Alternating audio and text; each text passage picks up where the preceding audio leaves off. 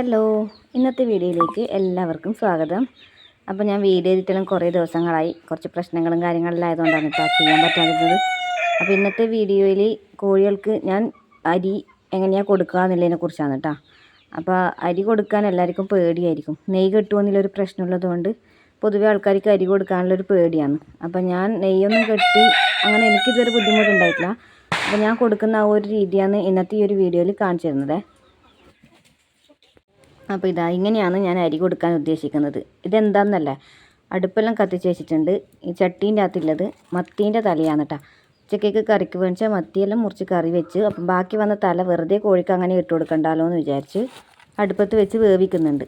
അപ്പോൾ ഈ കൂട്ടത്തിലാണ് കേട്ടോ ഞാൻ എങ്ങനെ അരി കൊടുക്കാമെന്നുള്ളതും കൂടെ കാണിച്ചു തരുന്നത്. അപ്പം മീനിൻ്റെ വേസ്റ്റ് കൊണ്ടിൽ തീറ്റയെല്ലാം ആക്കിയിട്ട് ഞാൻ മുന്നേ വീഡിയോ ചെയ്തിട്ടില്ലതാണേ.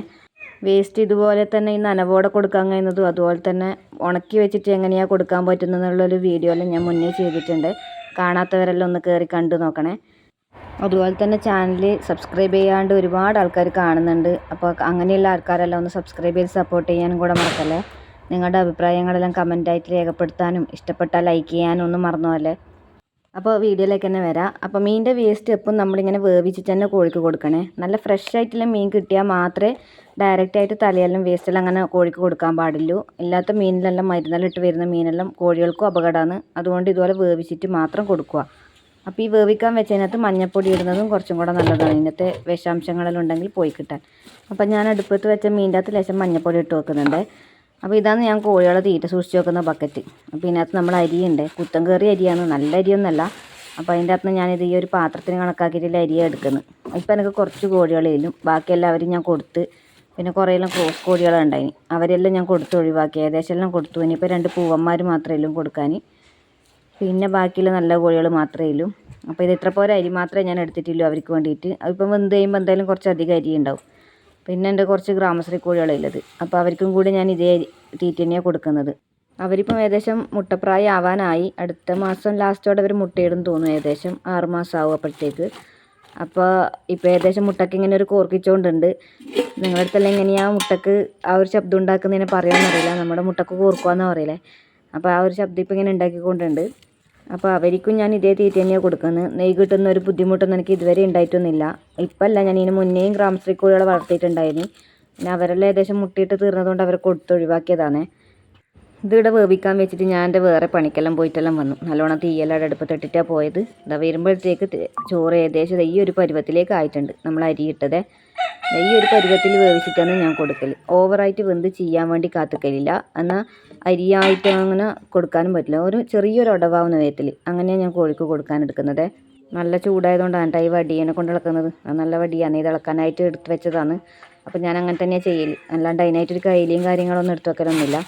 അപ്പോൾ ഇത് നമ്മൾ തീറ്റ സൂക്ഷിച്ച് വെക്കുന്ന ബക്കറ്റാണ്, നേരത്തെ പറഞ്ഞിട്ടുണ്ടായില്ല. അപ്പോൾ ഇതിനകത്ത് നമ്മൾ അടുത്തതായിട്ട് എടുക്കുന്നത് തേങ്ങേൻ്റെ പിണ്ണാക്കാണ്. കൊപ്പരയാട്ടി കിട്ടുന്ന പിണ്ണാക്ക് ഇവിടുന്ന് മേടിക്കാൻ കിട്ടും, നമുക്കിവിടെ മില്ലുണ്ട്. അപ്പോൾ അവിടെ നിന്ന് മേടിച്ചുകൊണ്ടുവന്നതാണ്. അപ്പോൾ കുറച്ച് ഒരു പിടി 1-2 പിടി വരെ ഈ തേങ്ങ പിണ്ണാക്ക് എടുക്കുന്നുണ്ട്. അതേപോലെ തന്നെ നേരത്തെ അരിയെടുത്ത ആ ഒരു പാത്രത്തിൻ്റെ അളവിൽ തന്നെ എടുക്കുന്നതാണ് അവിൽ തവിടും ആ ഒറ്റ ഒരു പാത്രത്തിൻ്റെ കണക്കിന് എടുക്കുന്നില്ല, ഒരുപാട് അധികമൊന്നും എടുക്കുന്നില്ല. അപ്പോൾ നമ്മൾ ഈ അവിൽ തവിടിൽ കണ്ട ഒരുപാട് അവിലിൻ്റെ തരിതരികളുണ്ട്. നമ്മൾ പീടിയിൽ നിന്ന് മേടിക്കുന്ന, എനിക്ക് ഇവിടുന്ന് പീടിയിൽ നിന്ന് മേടിക്കാൻ കിട്ടുന്ന അവിൽ തവിടിൻ്റെ അകത്ത് ഇതുപോലെ അവിലിൻ്റെ നുറുക്കൊന്നും ഉണ്ടാവില്ല, നൈസായിട്ടുള്ള പൊടിയാണ് ഉണ്ടാവല്.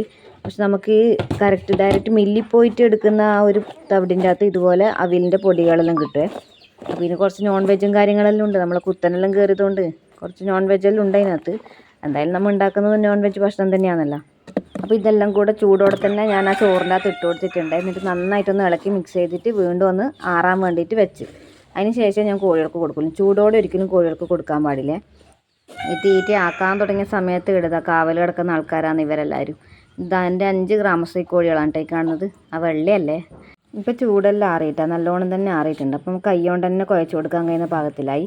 അപ്പോൾ നേരത്തെ ഉടയാണ്ടിരുന്ന എന്തെങ്കിലും ഈ പിണ്ണാക്കിൻ്റെയോ അങ്ങനെ എന്തിൻ്റെയും കട്ടകളോ അങ്ങനെയെല്ലാം ഉണ്ടെങ്കിൽ നല്ലോണം ഇപ്പോൾ തന്നെ ഉടച്ചു കൊടുക്കുക. അതുപോലെ മിക്സ് ആവാണ്ടിരിക്കുന്ന ചോറിലുണ്ടെങ്കിൽ തവിടായിട്ടെല്ലാം നല്ലോണം മിക്സാക്കി എടുക്കുക.